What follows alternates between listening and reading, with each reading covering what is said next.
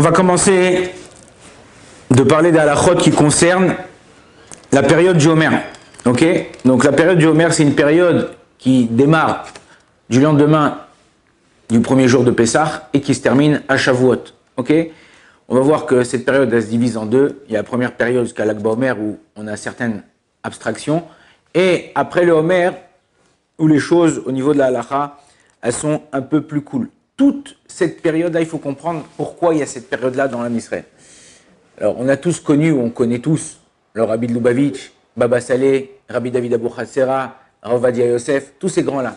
Imaginez-vous 24 000 comme eux. Tu rentres, tu sors dans la rue, ah salut Baba Saleh, ah salut Rabbi David Abou Hatzera, ah, salut. Tu rencontres que des tzadikim comme ça. Imagine-toi, pendant une période de 33 jours, chacun, lo alenu, lo alechem, il part, il meurt.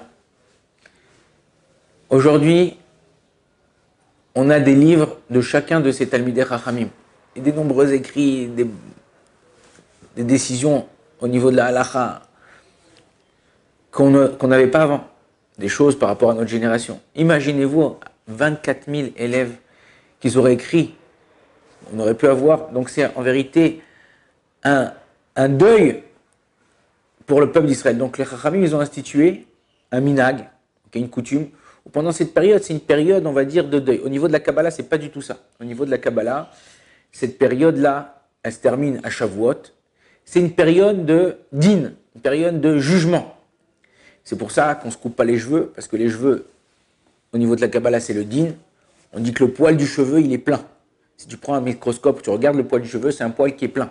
Par contre, le poil de la barbe, si tu regardes au microscope, c'est un poil qui est vide. Parce que le poil de la barbe, c'est celui qui nous fait attirer vers nous l'abondance.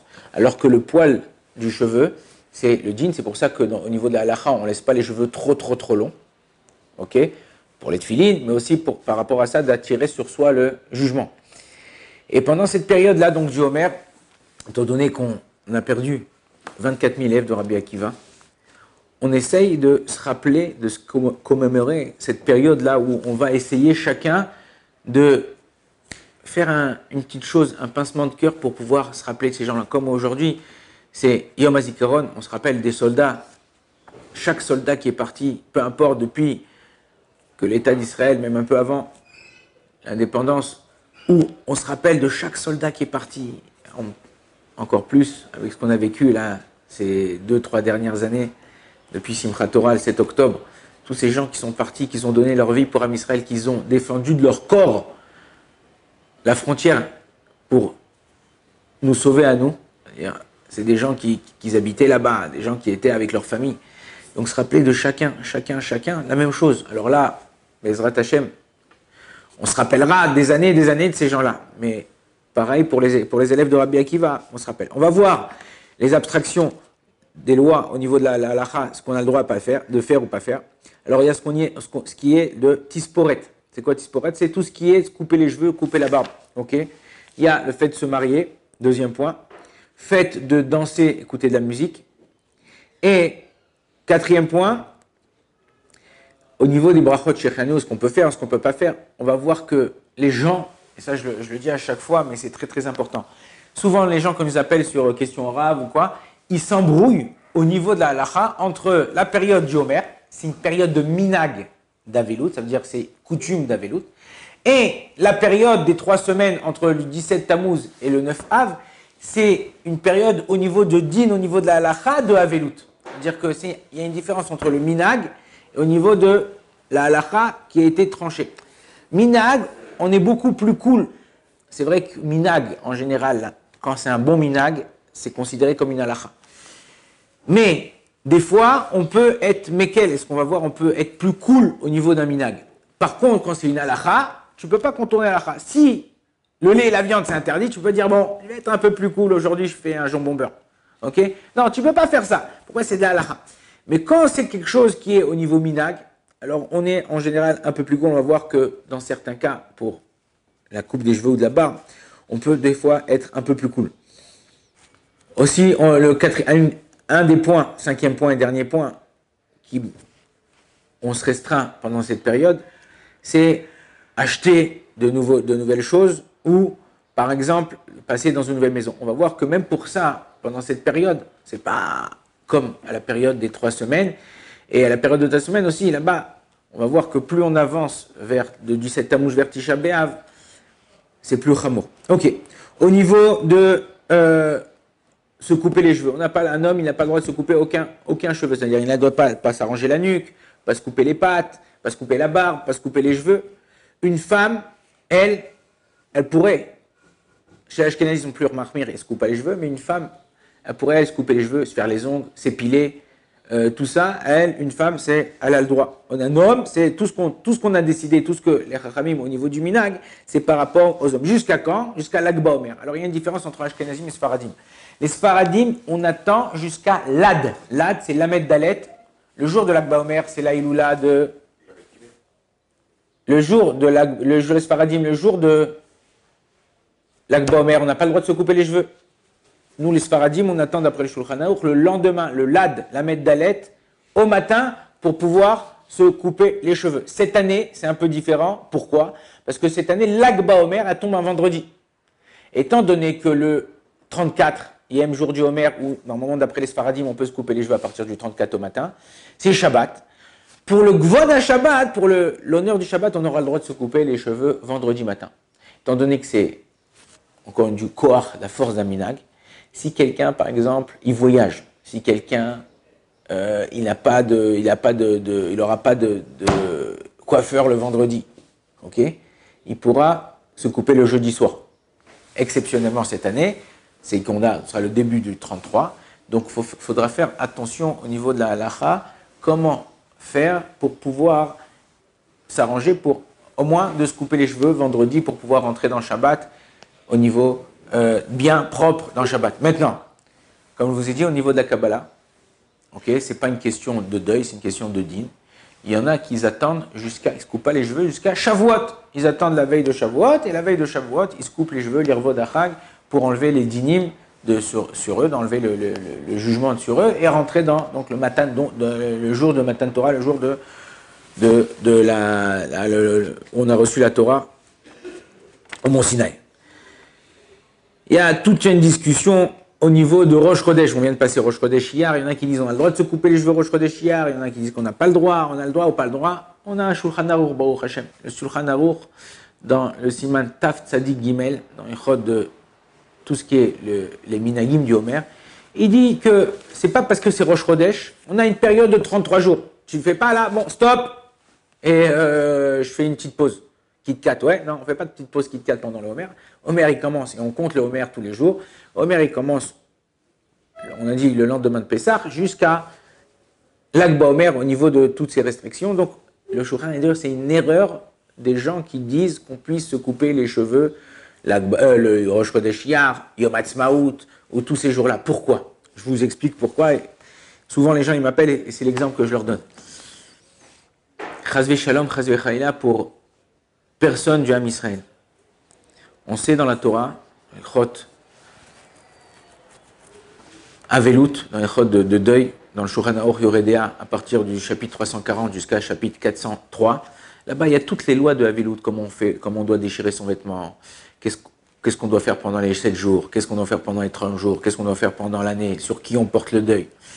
Et là, nous, quelqu'un qui perd un proche, okay, par exemple un papa ou une maman, c'est la Avelut qui est la plus, je ne vais pas dire difficile, parce que c'est un respect vis-à-vis du mort, mais on ne se coupe pas les cheveux, on ne se coupe pas la barbe, on ne se coupe pas les ongles.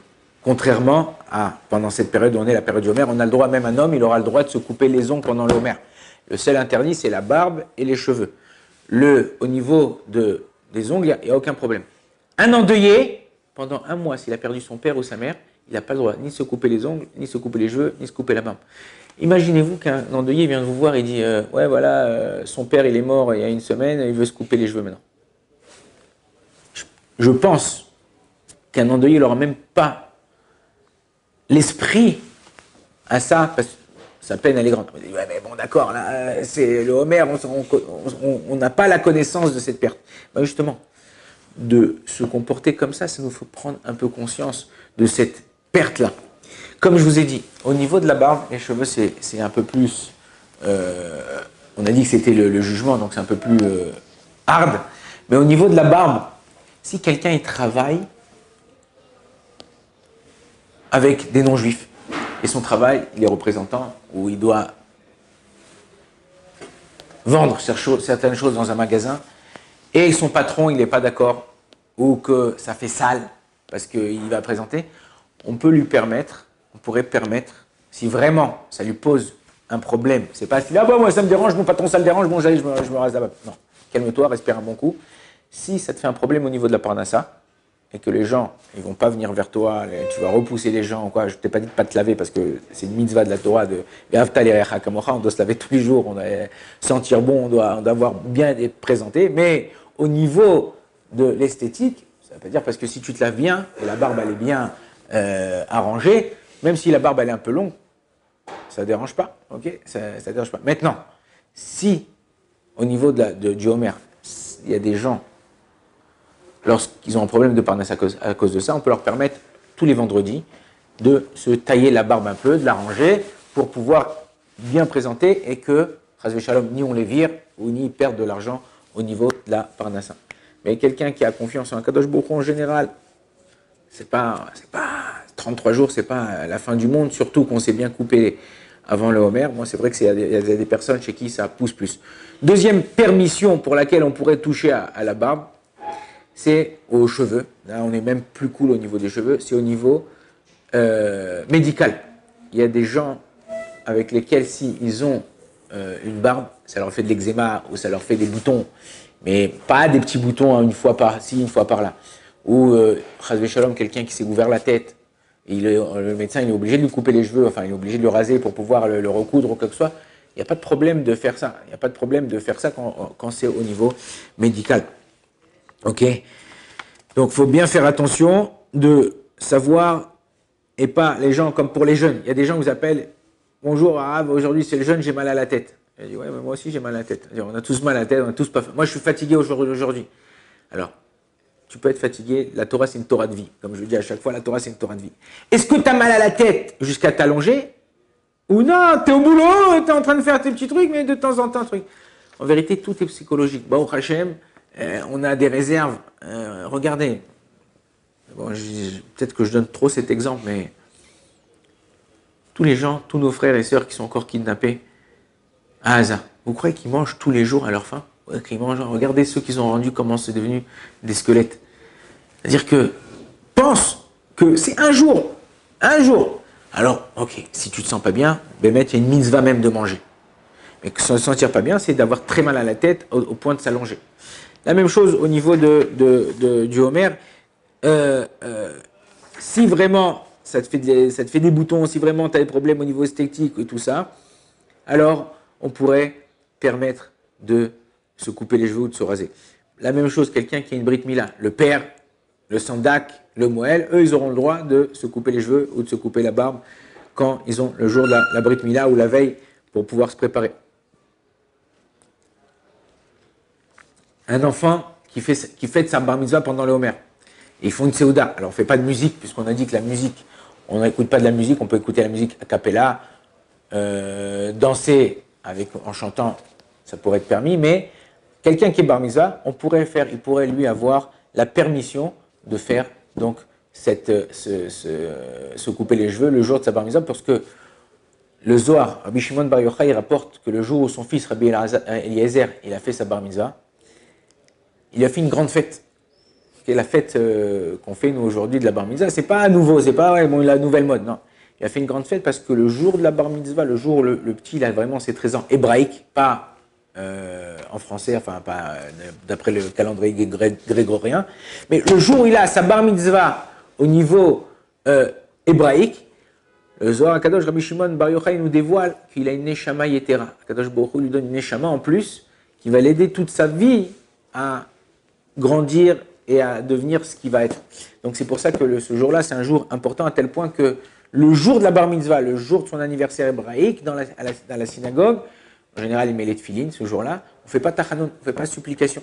Si c'est le jour de la bar mitzvah, on fait pas. Si c'est un autre jour, c'est pas son jour de la bar mitzvah, c'est pas son jour d'anniversaire hébraïque, même s'il met les tefilines ou quoi que ce soit. Un enfant, il peut mettre les tefilines 6 mois, 1 an, 2 mois, 3 mois avant avec bracha, il faudra qu'il les mette avec bracha. Mais c'est pas pour ça qu'on ne dit pas tachanoun. Le jour où on ne dit pas tachanoun, c'est le jour où il rentre dans ses 13 ans. Bezrat Hashem, la semaine prochaine, on verra les halachot qui concernent, encore une fois, toutes les autres lois par rapport à Homer. On terminera avec le coupe de cheveux et on continuera avec ce qui est mariage, musique et danse. Bezrat Hashem. Baruch Adonai l'olam, amen, amen.